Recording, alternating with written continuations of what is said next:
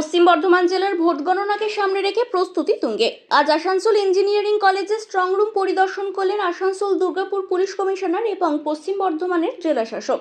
আগামী সোমবার এই আসানসোল ইঞ্জিনিয়ারিং কলেজেই পশ্চিম বর্ধমান জেলার বিভিন্ন বিধানসভা কেন্দ্রের ভোট গণনা অনুষ্ঠিত হবে। সেই কারণে গণনা কেন্দ্রের নিরাপত্তা ব্যবস্থা, স্ট্রং রুমের সুরক্ষা, প্রবেশ ও বাহির পথ, সিসিটিভির নজরদারি সহ সমস্ত প্রস্তুতি খতিয়ে দেখেন প্রশাসনের শীর্ষ আধিকারিকরা।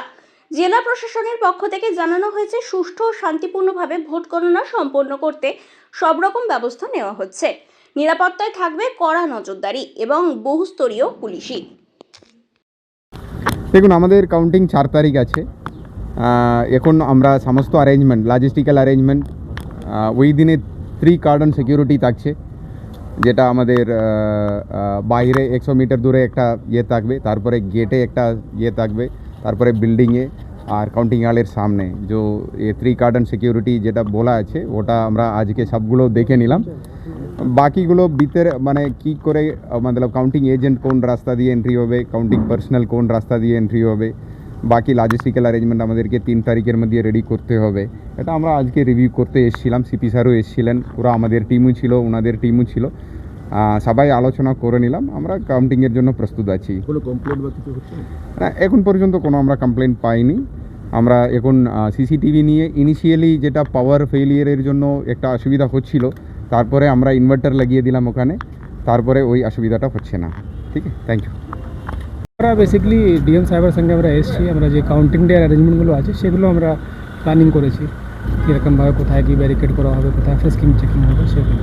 আসানসোলে কোনো কমপ্লেন বা কিছু করছে কি কাউন্টিং স্টেশন নিয়ে কোনো পলিটিক্যাল পার্টি এরকম? না, কালকে তো অল পলিটিক্যাল পার্টি মিটিং হয়েছে, সবাইকে ব্রিফ করা হয়েছে, সবাইয়ের ফিডব্যাকও নেওয়া হয়েছে, কোনো রকম কোনো কমপ্লেন নেই কোথাও। এখন পর্যন্ত সব ঠিক আছে? সব ঠিক আছে, থ্যাংক ইউ।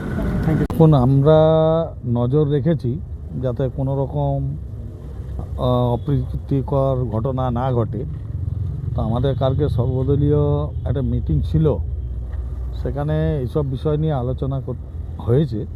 তাতে ডিএম সাহেব আশ্বস্ত করেছেন যে আসানসোলে কোনো রকমের কোনো কিছুকেই রিয়াত করা যাবে না, একদম সুষ্ঠুভাবে যেটা প্রত্যেকবার সম্পন্ন হয় সেইভাবেই আসানসোলে আমাদের যে নির্বাচন প্রক্রিয়ার যে শেষ কাজ কাউন্টিং, সেটাকেও শেষ করা হবে। এখন কি দেখলেন?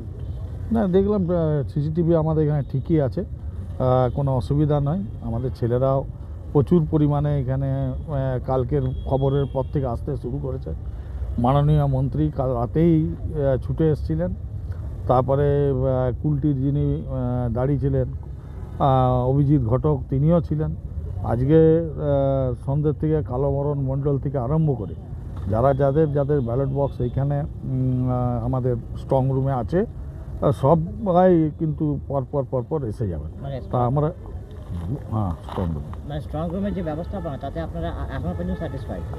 এখন অবধি যতটুকু আমরা দেখতে পাচ্ছি তাতে কোনো রকম কোনো কিছু আভাস আমরা পাইনি। যদি ভবিষ্যতে এরকম ব্যাপার হয় তো নিশ্চয়ই আমরা রুখে দাঁড়াবো, কারণ আমাদের নেত্রী মমতা বন্দ্যোপাধ্যায় বরাবর আন্দোলনের মাধ্যমেই এই জায়গায় পৌঁছেছেন। তাই আমরা কোনো জিনিসকেই আমরা সব কিছুকে আমরা রুখবার প্রচেষ্টা করব। ধন্যবাদ। आप देख रहे हैं न्यूज़ UNI।